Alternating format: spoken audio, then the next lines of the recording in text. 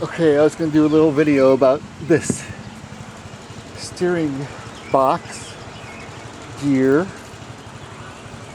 for the John Deeres. But while I was here, I was going to show you about this, but I happen to have one of the lawnmowers running too. I was going to show you the update. This is the 20 horsepower John Deere at the time, right now. This just happens to be where it's at in its life. But it will change again. The gas tank isn't staying there, but that's where it's at right now. Got the new tires on the front. Finally looks like it's supposed to. And then while I was here, I was going to bring attention to another lawnmower up here while it's up here running. Not that it has a problem running, but I was going to show you what a normal 8 horsepower idling motor looks and sounds like.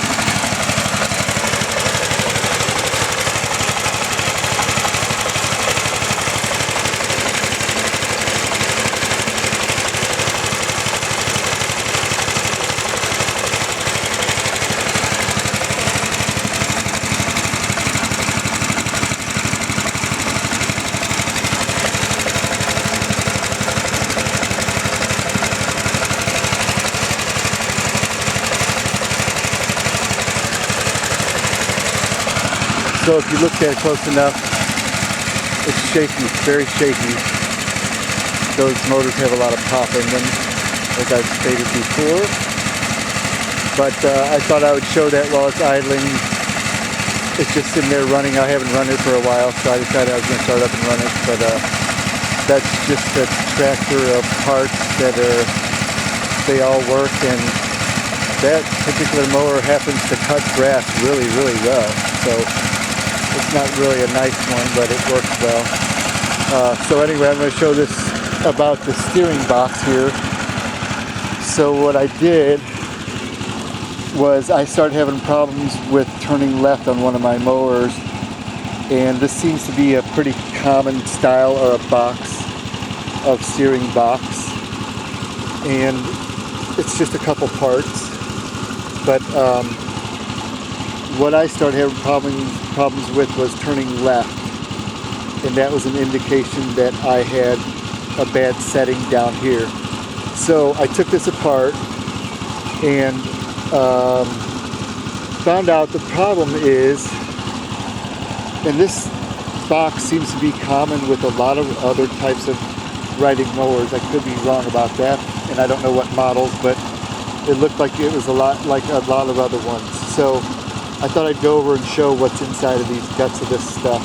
So what I had a problem with was my steering wheel rod would collect water and go down into here. Well, this is a rubber boot that was dried and cracked up. Well, since it failed, the water went down inside of there, and inside of there was a roll cage and bearings.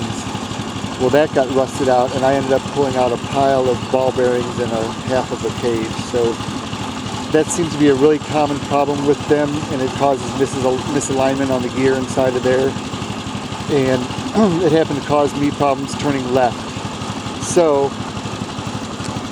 what I discovered along the way was this nut here is a keeper nut, and on the end of this nut there's a stud with a pin on the inside. The pin on the inside grabs this worm gear that's included in this shaft. So there is no 2 gears in there, it's one worm gear, and then there's a spike that catches onto that worm gear. And this spike, you have to adjust it correctly in and out, and then tighten the keeper nut to keep it where it's at. The only problem I have with this one is that I need to get a bearing to replace this first, because that bearing was no good. So no matter what I do here right now, even though I've got that set right now, I'm going to have to put those bearings in there still before this is any good. But I thought I'd show what was in the guts of this while I was here and doing it. Show everybody else out there what they might have to do to theirs, maybe. Give them a little bit of instruction on what's inside of the guts of theirs. And when I took this out of the lawnmower, I didn't have the deck on. I took the deck off and I moved one belt, and then I took off these 3 bolts here that were mounted to the frame. It was actually really easy, and it took me maybe 10 minutes at the most. So it's not, looks like a bad deal, but it's really not. Then I had the one bolt here with the linkage to the steering, to the front steering. So I pulled the nut off of here. There's two nuts on this side. One's a nut to tighten it, one's the other's a keeper nut to hold that in its place. And then that should slide out. And then if you look over here, there's a spike here like I told you about. It's kind of a rounded, it's almost like a ball for a ball joint.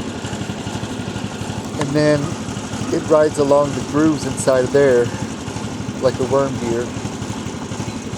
And I would suspect that's common with a lot of them, but my adjustment on here was bad. But not only was it bad, it could have also been because my bearing was bad up here, but I made sure this was good. I fixed it. I know it's much better than it was before because it was binding up really bad. So I thought I'd just make a quick video on that and show you maybe some instruction on doing your own. So what I'm going to have to do is remove the top piece, the steering wheel basically, and the nut on that. Pull this rubber boot off. I'm going to have to go in the end here and open this up, which will allow me to pull the shaft out.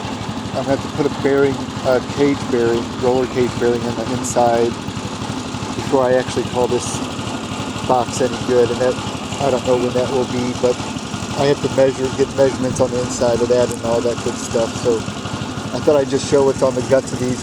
Normally, if I would have the bearing in here, I would be able to show you how to fix this to make it work, which is really easy. If you had good bearing here and you had a good bearing there, then all you really have to do is from the outside, you'd have to loosen this nut here and then tighten and loosen that with a flathead screwdriver, a big one of course, and then turn your steering rod and feel how it feels freely while your front wheels are up in the air maybe. And you'll be able to feel when it feels right. And basically what you're doing, you're setting the depth of that spike so that can mesh into that gear just right. This one happens to need some oil or something also. The lubrication here is pretty dry. So I thought I'd just show what's going on the inside of these boxes, and I'll have to get this one fixed before I make any other news about it, but I think that's about all I'll do about this.